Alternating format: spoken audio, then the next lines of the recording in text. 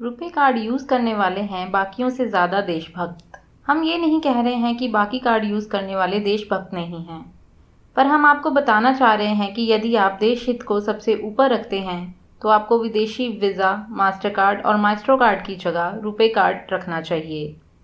आप सोच रहे होंगे कि ये क्या बकवास बात है, पर यकीन मानिए इस वीडियो को देखने के बाद आप भी वीज़ा, मास्टर कार्ड और माइस्ट्रो कार्ड की जगह रुपे कार्ड के गुण गाने लगेंगे। दोस्तों, हम बैंकों के जो डेबिट या क्रेडिट कार्ड इस्तेमाल करते हैं वो कहने को तो बैंकों के हैं, पर असल में उनका पूरा कंट्रोल मुख्यतः visa, master card, maestro card और रुपे कार्ड जैसी कंपनियों के पास है। हम आपको इसके बारे में विस्तार में बताते हैं।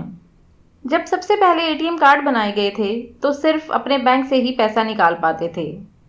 इसका मतलब ये हुआ कि एक तो दुकानदारों को हर बैंक की मशीन रखनी पड़ती और दूसरा हर बैंक को देश विदेश में हर जगह पर अपने एटीएम लगाने पड़ते। ये दोनों ही चीज़ें असंभव और बहुत खर्चे वाली थीं। दिक्कत को समझते हुए और मौके का भरपूर फ़ायदा उठाते हुए कुछ विदेशी कंपनियां मैदान में कूद पड़ी। दो अमेरिकी कंपनियां वीज़ा और मास्टर कार्ड कुछ ऐसा लेकर आईं जिसकी बैंकों को सख्त ज़रूरत थी। इन्होंने पूरी दुनिया के हर बैंक से टाई अप किया और एक ऐसा सिस्टम खड़ा कर दिया जिससे ये हर बैंक का डाटा एक्सेस कर सकते थे, और वो भी रियल टाइम में। इन्होंने अमेरिका में ही अपने सर्वर सेटअप किए और दुनिया भर के बैंकों के लिए बिचौलिए बन गए। अब हर किसी बैंक का डेबिट और क्रेडिट कार्ड दुनिया भर के बाकी बैंकों के साथ जुड़ गया। दुनिया भर में कहीं भी किसी भी बैंक की मशीन से पैसे निकालने हों या ट्रांसफ़र करने हों, सब होने लग गया। यहाँ तक तो सब ठीक था, पर यहाँ भी एक बड़ी दिक्कत निकल कर सामने आई। वीज़ा और मास्टर कार्ड दोनों ही विदेशी कंपनी हैं। इन्होंने भारत की कोई अपनी इस तरह की कंपनी नहीं होने का खूब फ़ायदा उठाया। बैंकों को इनकी ज़रूरत थी। ये कंपनीज कार्ड बनाने, उन पर लोगो लगाने के तो चार्ज करती ही हैं, साथ में कार्ड से हुई ट्रांजैक्शन पर सर्विस चार्ज भी लेती हैं, और वो भी लगभग 2%।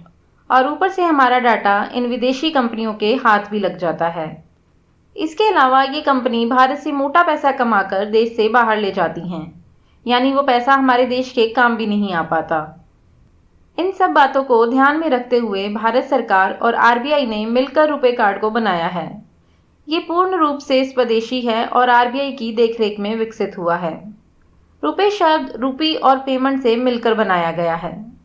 रुपे कार्ड के लोगों के रंग हमारे भारत देश के तिरंगे को दर्शाते हैं। एनपीसीआई यानी national payments corporation of India ने 26 मार्च 2012 को रुपे कार्ड लॉन्च किया था और 8 मई 2014 को इसे देश को सौंप दिया था। रुपे कार्ड लगभग सभी एटीएम्स, पीओएस टर्मिनल्स और ऑनलाइन पेमेंट्स के साथ साथ बहुत सारे इंटरनेशनल पेमेंट गेटवेज पर भी चलता है। मार्च 2017 के एक आंकड़े के अनुसार लगभग 600 देसी विदेशी बैंक रुपे कार्ड जारी कर रहे हैं। 2018 तक रुपे कार्ड 43% मार्केट शेयर पर अपना कब्जा जमा चुका है।